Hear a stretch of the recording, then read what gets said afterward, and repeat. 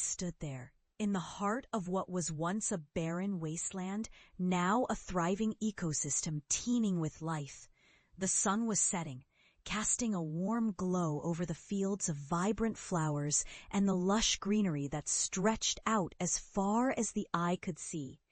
This was my masterpiece, my dream made real, and I was about to share it with the people who once told me it was impossible. Growing up, I was always the odd one out. While my siblings pursued careers in law, medicine, and business, I was drawn to the earth, to the plants, and to the idea of transforming desolate lands into lush, fertile gardens. My family mocked me relentlessly. "A landscape architect?" my father scoffed. "That's not a real job. You'll never make a living off that nonsense."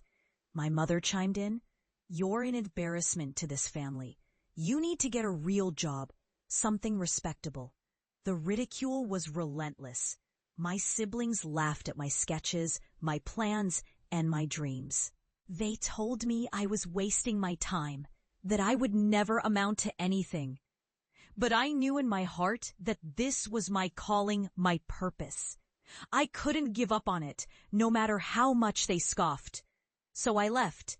I packed my bags and set off on my own, determined to prove them wrong.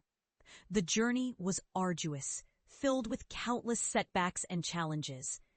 There were times when I doubted myself, when I wondered if my family was right.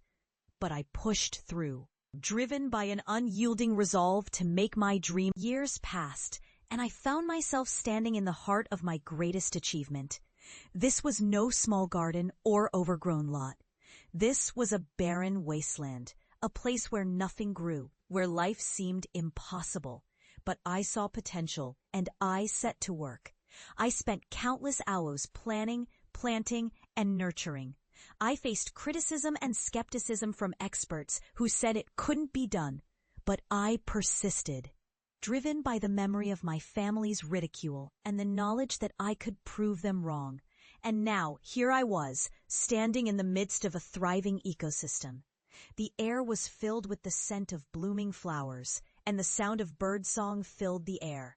It was a testament to my hard work, my dedication, and my unwavering belief in my dream. I turned to the group of people standing behind me, my family. They had come at my invitation, curious to see what I had accomplished. Their faces were a mix of awe and disbelief as they took in the sight before them. I could see the wheels turning in their minds, the realization dawning that this was no small feat, no mere hobby. This was a monumental achievement, a testament to my skill and dedication. My father, the man who had once scoffed at my dreams, stood with his mouth agape, his eyes wide with wonder. My mother, who had called me an embarrassment, looked at me with a newfound respect. My siblings, who had laughed at my plans, now stood in silence, their faces a picture of shock and admiration. I walked over to them, my heart swelling with pride and a touch of satisfaction.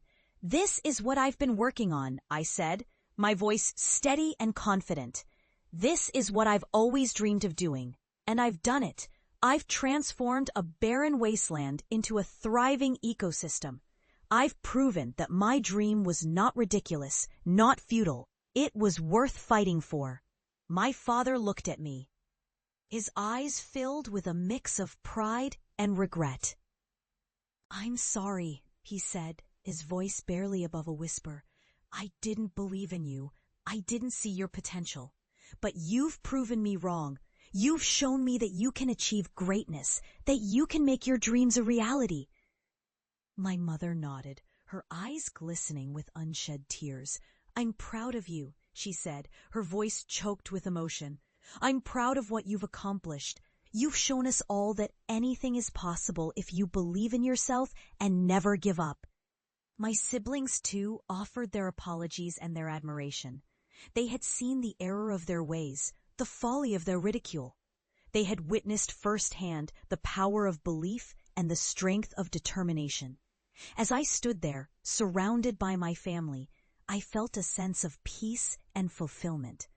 I had proven them wrong, yes, but more than that, I had proven to myself that I could achieve greatness. I had turned a barren wasteland into a thriving ecosystem, and in doing so, I had transformed not just the land, but myself as well. I had learned that dreams are not ridiculous, that they are worth fighting for. I had learned that ridicule and skepticism can be overcome with hard work and dedication.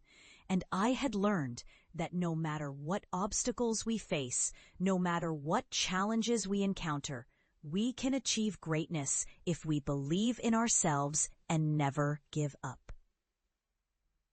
As the sun set on that beautiful day, casting a warm glow over the fields of vibrant flowers and the lush greenery, I knew that I had achieved something truly special.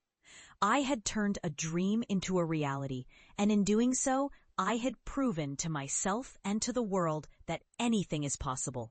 And as I looked out over the thriving ecosystem, I knew that this was just the beginning. There were more dreams to chase, more challenges to overcome, and more greatness to achieve. And I was ready for it all, ready to face whatever came my way with the same determination, the same passion, and the same unwavering belief in myself. For I had learned that dreams are not just wishes, not just fantasies. They are the seeds of greatness, the spark of potential that lies within each and every one of us. And with hard work, dedication, and an unyielding belief in ourselves, we can turn those dreams into reality. We can transform barren wastelands into thriving ecosystems, and in doing so, we can transform ourselves into the greatness we were always meant to be.